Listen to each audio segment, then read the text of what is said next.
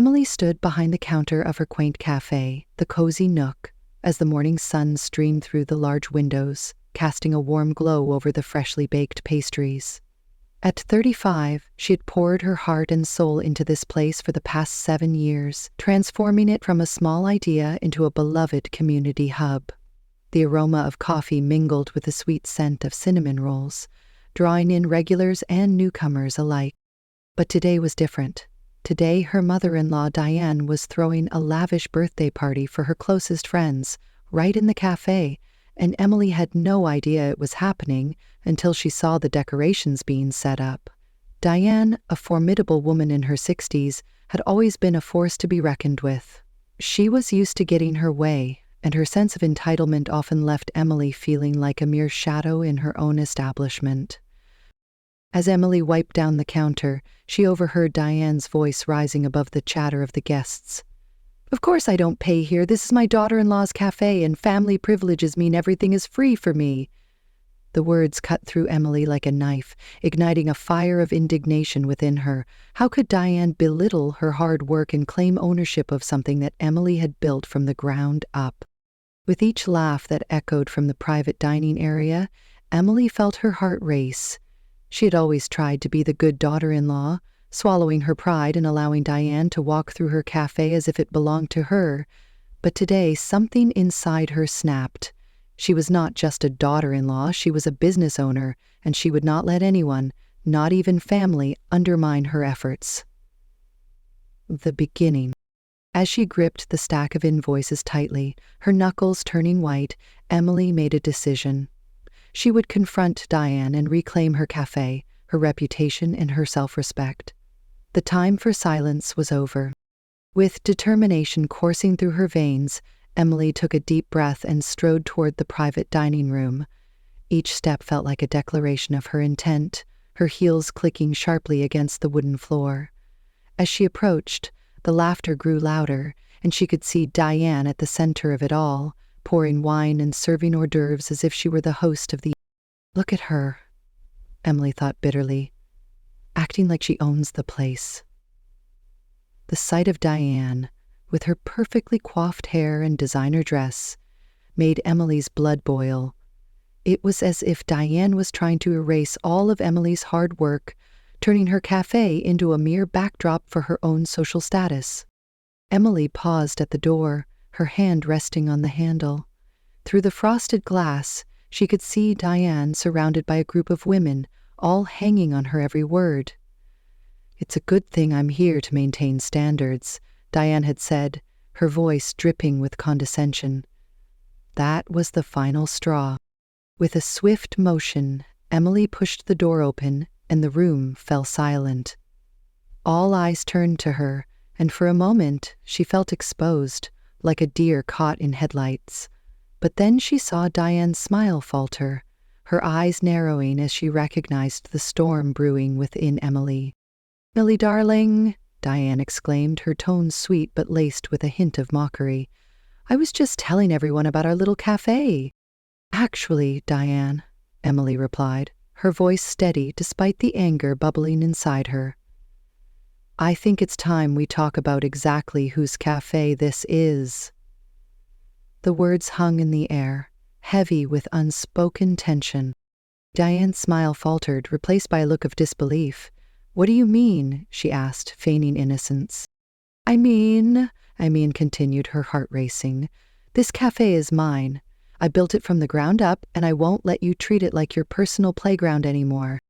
The room was silent, the tension palpable. Emily could feel the weight of the moment pressing down on her, but she stood her ground.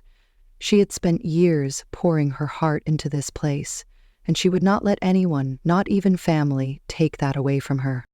As she turned to leave, she could hear the whispers behind her, the judgment in their voices. But Emily didn't care. She had made her point, and now it was time to take action. After the confrontation, Emily stormed out of the private dining room, her heart pounding in her chest. She felt a mix of anger and relief, but deep down, she knew this was just the beginning. Diane had crossed a line, and Emily was determined to uncover the truth behind her mother-in-law's actions. That evening, As the cafe closed and the last customers trickled out, Emily sat at her desk, sifting through the day's receipts and invoices. Her mind raced with thoughts of Diane's party and the implications of what had just happened. She couldn't shake the feeling that there was more to Diane's behavior than just arrogance. The next day, Emily decided to dig deeper. She reached out to a few regular customers who had attended the party, hoping to gather information.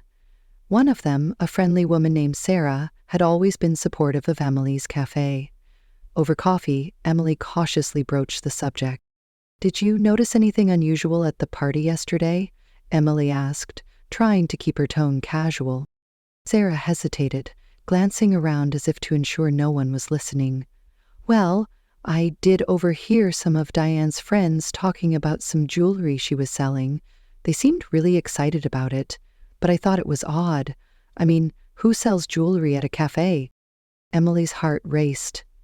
"Jewelry? What kind of jewelry?" "Expensive-looking stuff, I think. They were saying something about it being exclusive," Sarah replied, her brow furrowing in concern. "I didn't think much of it at the time, but now that you mention it—" Emily's mind was racing. Could Diane be using her cafe as a front for something illegal? The thought sent chills down her spine. She decided to investigate further. That evening, Emily went through the cafe's records, looking for any signs of unusual transactions. As she pored over the numbers, she noticed several large cash payments that didn't match up with any known sales. Her stomach twisted as she realized that Diane might have been using the cafe to launder money from her jewelry sales. Determined to get to the bottom of this, Emily reached out to her friend Mark, a local journalist known for his investigative work. She shared her suspicions, and he agreed to help her look into Diane's activities. Together, they began to piece together a troubling picture of Diane's dealings. As the days passed, Emily's anxiety grew. She felt like she was walking a tightrope, balancing her cafe's reputation and her family's dynamics. But she knew she had to act. Diane's actions were not just affecting her, they were putting the entire cafe at risk. One evening, as Emily was closing up, she received a text from Mark. "I found something. Meet me at the cafe tomorrow morning. We need to talk." Emily's heart raced. She knew this could be the turning point in her fight against Diane. She had to be ready for whatever revelations awaited her. The next morning, Emily arrived at the cozy nook early, her mind racing with anticipation and dread. She had barely slept, the weight of her discoveries pressing heavily on her shoulders. As she prepared for the day, she couldn't shake the feeling that everything was about to change. When Mark arrived, he looked serious, his expression grave. "I found some troubling information about Diane," he said, pulling out a folder filled with documents. "It seems she's been running a side business selling counterfeit jewelry, and your cafe has been her cover." Emily's heart sank as she flipped through the papers. There were photos of Diane at various events, showcasing extravagant jewelry that looked suspiciously fake. "This is unbelievable," she whispered, her hands trembling. "How could she do this?" Mark nodded, his brow furrowed. "It gets worse. I spoke to a few of her former associates, and they mentioned that she's been using cash transactions at your cafe to hide her sales. If this gets out, it could ruin your business." Emily felt a surge of anger and determination. "I can't let her get away with this. I need to confront her and put a stop to it." Mark looked concerned. "Be careful, Emily. She's not going to take this lightly. You might want to consider legal action." That night, after a long day of work, Emily sat down with her laptop and began drafting a letter to a lawyer. She knew she needed to protect herself and her cafe from Diane's manipulations. The thought of going to court was daunting, but she felt a sense of empowerment in taking control of her situation. The following week, Emily met with attorney Lisa, a sharp and experienced lawyer who specialized in business law. As they sat in Lisa's office, Emily recounted everything that had happened, from Diane's party to her suspicions about the counterfeit jewelry. Lisa listened intently, her expression serious. "It sounds like you have a strong case, Emily. We can file a lawsuit against Diane for defamation and any damages she's caused to your business. but we need solid evidence to back it up. Emily nodded, feeling a mix of fear and resolve. I have some documents and testimonies from customers who noticed the suspicious activity. I'll gather everything I can. As the days turned into weeks, Emily worked tirelessly to compile evidence against Diane. She reached out to customers, gathered receipts, and documented every instance of Diane's interference in her business. With Mark's help, she even managed to obtain records of Diane's jewelry sales, which painted a clear picture of her fraudulent activities. Finally, the day of the court hearing arrived. Emily felt a whirlwind of emotions as she walked into the courtroom, her heart pounding in her chest. She spotted Diane sitting at the defendant's table, her demeanor calm and collected, but Emily could see the tension in her eyes. As the proceedings began, Emily took a deep breath and prepared to present her case. She knew that this was not just about her cafe.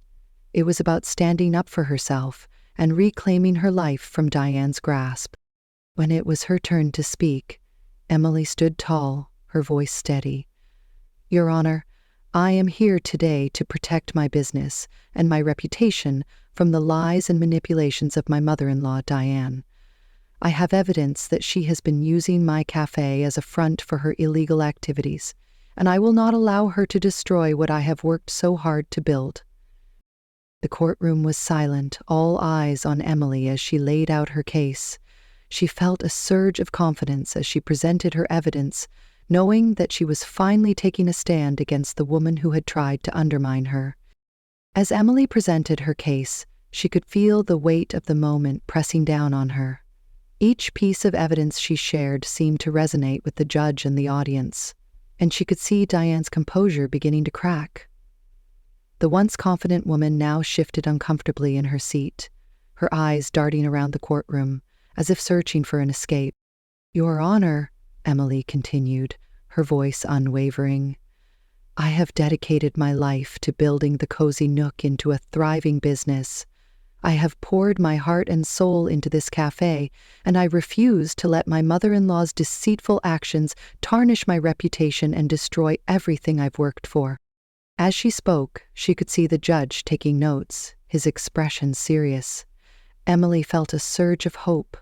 Maybe, just maybe, she could win this battle.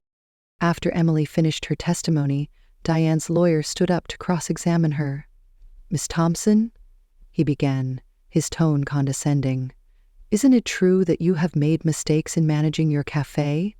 Perhaps your financial troubles are a result of your own incompetence rather than my client's actions." Emily took a deep breath, refusing to let his words rattle her. "I have faced challenges, like any business owner, but I have always been transparent and honest in my dealings. Diane's actions have directly impacted my business, and I have the evidence to prove it." The lawyer huffed, clearly frustrated, but Emily could see the judge's interest piqued. After a tense back and forth, the lawyer finally sat down, and the judge called for a recess. During the break, Emily stepped outside the courtroom, her heart racing. Mark joined her, offering a reassuring smile. "You did great, Emily. Just stay strong. The truth is on your side." When the hearing resumed, the judge listened to Diane's side of the story. Diane attempted to paint herself as the victim, claiming that Emily was overreacting and that she had only been trying to help her daughter-in-law succeed. But Emily knew better. She had seen the truth behind Diane's facade, and she was determined to expose it. Finally, after what felt like an eternity, the judge called for a verdict. After reviewing the evidence and testimonies presented, it is clear that Mrs. Thompson has engaged in fraudulent activities that have harmed Ms. Carter's business. I find in favor of the plaintiff, Emily Carter. A wave of relief washed over Emily as the words sank in. She had won. Diane's face turned pale, and for the first time, Emily saw fear in her eyes. The judge continued, "Mrs. Thompson, you are ordered to pay damages to Ms. Carter for the losses incurred due to your actions." As the courtroom erupted in murmurs, Emily felt a sense of empowerment she had never experienced before. She had stood up for herself and her cafe, and she had prevailed. In the weeks that followed, Emily worked tirelessly to rebuild her cafe's reputation. With Mark's help, she launched a marketing campaign highlighting the cafe's commitment to quality and community. The support from her loyal customers poured in, and soon the Cozy Nook was thriving more than ever. One evening, as Emily closed up the cafe, she received a text from Mark. "I just got off the phone with a local magazine. They want to feature your story. They're calling it Rising from the Ashes." Emily smiled, her heart swelling with pride. She had turned a painful chapter into a powerful narrative of resilience and strength. As she looked around her cafe, filled with the warmth of the evening light and the scent of freshly baked goods, she knew she had created something truly special. With a renewed sense of purpose, Emily tied on her apron and prepared for another day of serving her community. She had learned that while challenges would come, she was more than capable of facing them head-on, and as she stepped into the kitchen, she felt ready to create not just delicious food, but a legacy built on honesty, integrity, and love.